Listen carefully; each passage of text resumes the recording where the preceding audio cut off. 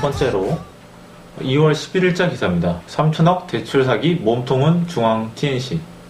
저번에 KT ENS 그 대출 사기 사건이 있었잖아요. 그렇습니다.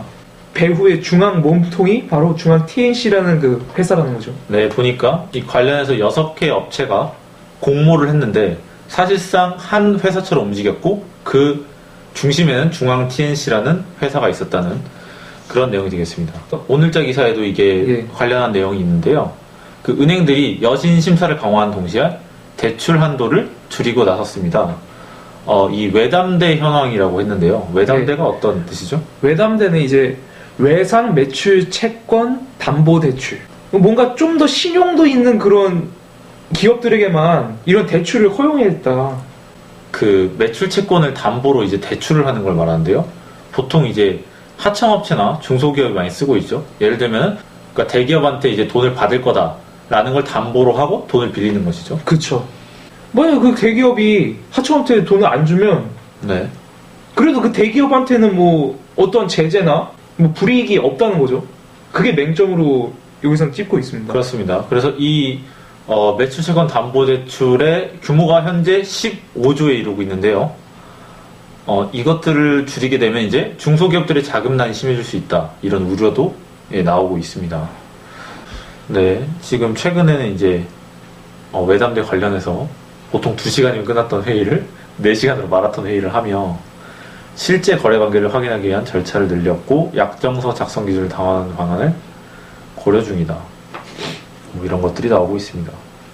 네. 예, 2월 12일자 기사로 네. 특진비 3년 후 없앤다. 4인 병실도 건보 적용. 이 건강보험료 관련해서 3대 비급여가 있답니다. 그것을 개선한다는 겁니다. 선택진료비, 상급병실료, 간병비 이렇게 3개가 되는데요. 먼저 첫 번째로 선택진료비는 단가를 낮추고 진료 의사를 없애고 건강보험을 전환하고 뭐 이런 식으로 해서 환자의 부담을 줄이고요. 상급병실료는 일반 병실 확대를 통하고 세 번째로 간병비는 포괄 간호 서비스라는 걸 도입해서 줄여나가서 결국에는 뭐 이제 병원을 이용할 수 있다. 뭐 이런 내용이 되겠네요. 그럼 이거에 대한 부작용도 분명히 있을 텐데요. 점차 더 낮은 진료비로 이제 진료를 해준다는 그 부담이 커지기 때문에 그 복지부가 그 손실분은 100% 보장해준다는 그런 약속이 전제가 이 부작용으로 생각이 듭니다. 그리고 이제 이 대형 병원에 쏠림 현상이 있어서 좀 힘들어지지 않겠느냐.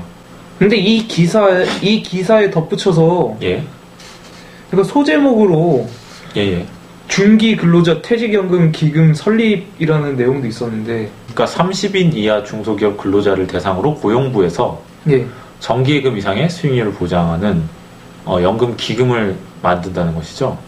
그러니까 그렇죠. 청년층이 이제 중소기업의 취업을 확대하고자 만든 건데, 솔직히 이렇게 말하면 좀 이상하지만 좀 말도 안 되는. 그러니까 이거 해준다고 지금 가겠습니까? 30인이야? 사실 중소기업 취업 확대를 유도하기에는 굉장히 역부족인 그런 정책이 아닐 수가 없죠.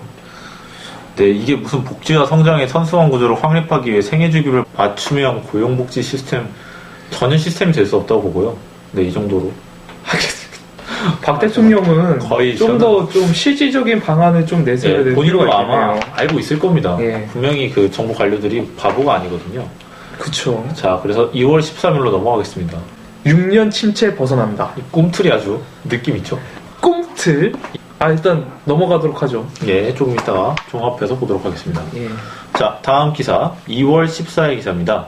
복지의 소셜 투자 국내 첫 SIB 도입이라는 기사인데요. 그러니까 서울시가 이제 한국사회투자와 이제 청소년 자립 하고 이제 양해각서 MOU라 그러죠. 그걸 맺기로 하고 민간 투자 유치를 해가지고 복지가 좀 더 활성화될 수 있도록 유도를 한다는 거죠.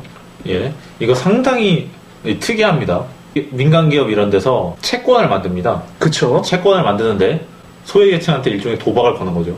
그쵸. 그 소외계층들이 우리가 정한 어떤 지표를 잘 달성하면 투자자들한테 돈을 돌려주고 근데 만약에 달성이 안 될 경우에는 이제 아무런 수익도 가져갈 수 없는 이런 형태로 되어 있는데, 이게 어떤 특이점이 있냐면은 만약에 도달을 하면 수익금을 얻어서 좋고 실패했다 하더라도 사회적으로 자기가 소셜에 도움이 되는 일을 했다는 그런 어떤 충족감을 가질 수 있고 이제 잃을 게 없는 서로 다 윈윈이 된다. 뭐 이런 내용이란 말이죠. 근데 중요한 건 네. 저는 여기서 좀 네. 의문이 드는 게 일정 수준의 그 목표를 달성하면 네. 그 수익금을 나눠준다 그랬잖아요. 사실 목표의 기준을 보니까 IQ랑 뭐 기초 학습률 지표 이게 과연 올바른 그런 목표가 될 수 있는지가 사실상 좀 의문이 드는데 그냥 복지를 해준다는 그런 느낌이 있었는데 우리나라의 그 사회 구성으로서 제 역할을 하는데 이 지능지수라는 게 네네. 타당성이 저는 굉장히 의문스러운 그런 점입니다. 지수 뭐 예, 아무튼 서울시가 소외계층 청소년들에 대해서 이제 국내 최초로 이런 걸 도입했는데 어떻게 될지 귀추가 좀 주목되고 있습니다.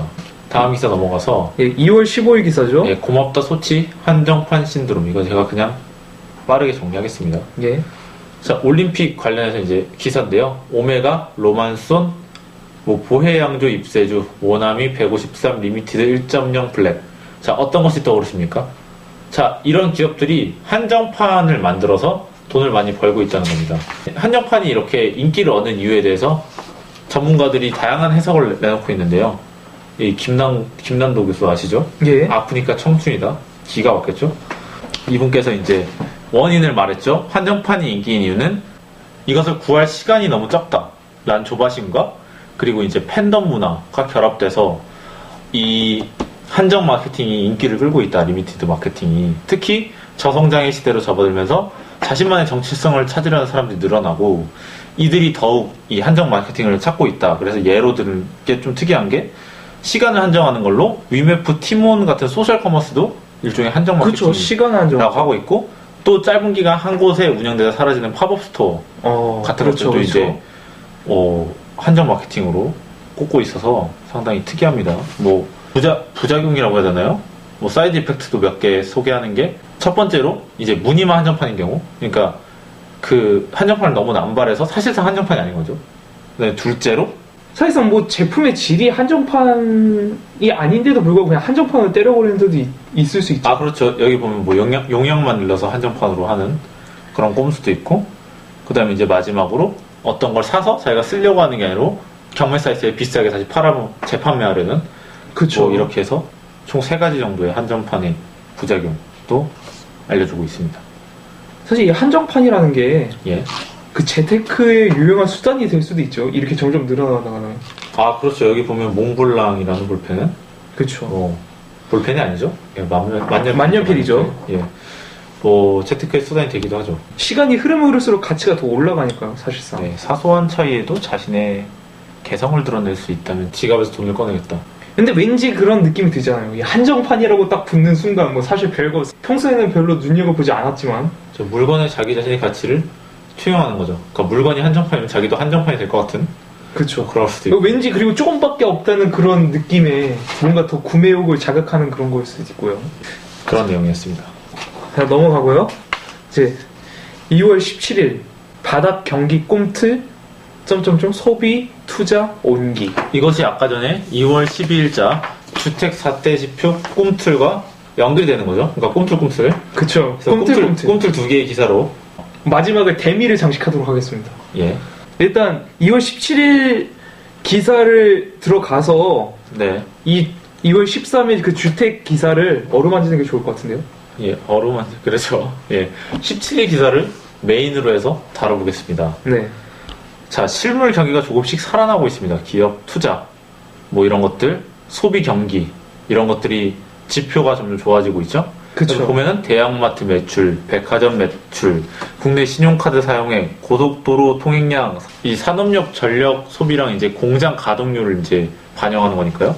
그리고 전체적인 부동산 경기라든지 어떤 대형 가전 판매부터 대형 드럼 스타키 냉장고 판매까지 각종 지표를 아주 쓸어 담아가지고 한 3년에 걸쳐서 지금 이 소비 경기가 살아나고 있다는 걸 강조 또 강조하고 있어요. 그래서 이제 그 한국경제는 이제 연 4% 안팎의 성장을 기대할 수 있을 것이다 라는 다소 과감한 그 전망도 나오고 있어요. 왜 과감하냐? 2012년 2%였죠, 성장률이. 그쵸. 13년도 2.8%였단 말이에요. 그러면 올해 만약에 4% 성장률을 하면은 회복세라는 걸 확실히 증명할 수 있겠죠. 잠재 성장률만큼은 이제 도달한다. 그렇게 네. 예측을 하고 있는 거죠. 큰 골자는 뭐 이런 것들이었습니다. 하지만 이게 진짜 우리 경기가 살아나고 있는 것이냐라는 것에 대해서 제가 물음표가 있는 거죠. 예. 이거 착시 효과가 아닐까. 또 인해서 우리가 설레발을 치는 게 아닐까. 이런 의심이 있는 거죠. 그런 의심을 가질 만한 수가 있죠. 왜냐면은 지금 사실상 예. 좀 더 겉보기에는 그렇게 다 상승세를 보이긴 하지만 네네. 좀 더 깊게 들어가 보면은 사실 그렇지 상승세를 보이지 않는 것도 사실 있거든요. 맞습니다. 예를 들어서 이제 자동차 업종을 들 수가 있는데 네네. 이 자동차 업종이 사실상 뭐 그렇게 큰 증가를 큰 상승세를 보이질 않았어요. 네네. 자, 그럼 이제 부동산 거래에 관한 기사가 있단 말이에요. 2월 그쵸. 17일에. 그쵸. 2월 12일에 주택 4대 지표 기사와 연결해서 좀 설명을 부탁드립니다. 그러니까 일단 2월 17일자 기사를 보게 되면 예. 그 부동산 거래가 내수 활성화 천병 예. 선봉장이라는 뜻이죠. 이런 헤드라인을 갖고 시작을 하고 있죠. 경기 지표가 다 상승세를 보이고 있는데 이 부동산과 관련된 그 경기 지표도 지금 상승세를 보이고 있습니다. 네, 맞습니다. 보면은 주택 거래량이 있고요. 그다음에 네. 그 미분양 그 아파트가 지금 현재 어떻게 되는지에 대한 그 지표도 있고, 네. 그다음에 이제 주택담보대출, 네. 그다음에 이제 이 부동산의 그 경매 낙찰가율, 부동산의 4개 지표라고 볼 수가 있겠습니다. 이 4개 지표가 지금 호조세를 보이고 있다라는 게 이 기사의 골자인데, 예. 일단 최근 2년간 전세값이 고공행진을 하고 있고 또 취득세 영구 인하라는 그 정부의 주택시장 정상화 대책 정책이 있단 말이죠. 그쵸? 이 두 가지가 맞물리면서 집을 사람들이 사게 되는 것이죠. 따라서 집값의 하락 심리가 상당 부분 옅어지고 있다는 것이죠. 보면은 그 증거로 겨울철 비수기에 미분양이 팔리고 있었고요. 그쵸? 그 다음에 이제 무주택 서민을 위한 저리대출 이런 것도 빠르게 지금 늘고 있고요. 그쵸? 지금 버블 세븐 지역이라는 게 또 있어요. 어디를 얘기하고 있나요? 서초, 송파, 강남, 목동, 경기 평촌, 용인, 분당 이렇게 7개고요. 수도권 집값 상승이 진원지였단 말이죠. 이 지역의 낙찰가율도 2년여 만에 80%를 웃돌면서 집값 하락이 스톱하고 이제 강보합세, 그러니까 거의 증가하거나 똑같다는 거죠. 그쵸. 이게 계속 갈 것이 아닐 수도 있죠. 그죠? 이게 잠깐 반짝일 수가 있다는 거예요. 네네. 왜냐면 지금 이 시즌이 새학기가 시작되는 시즌이란 말이에요. 네, 맞습니다. 강남으로 그 임대 그 집값이라는가 예, 그렇죠. 그런 게 이제 순간적으로는 오를 수가 있죠. 예, 이 버블 세븐이 결국에는 사실 잘 사는 동네거든요. 그쵸.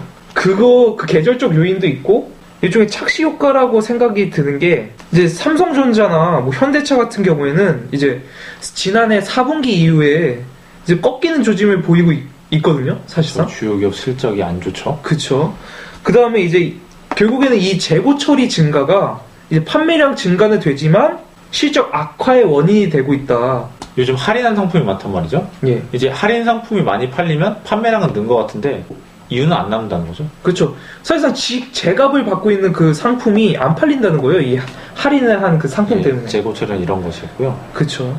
그다음에 이제 회복 수준이 아직 미흡하기 때문에 좀 약간 의구심이 든다라고 볼 수가 있겠죠. 그렇죠. 그렇죠. 지금 사실 제조업 평균 가동률이 지난해 10월에는 이제 75% 정도 됐었는데 예. 이게 12월에 77% 약간 상승했단 말이에요. 12년 만에 엄청난.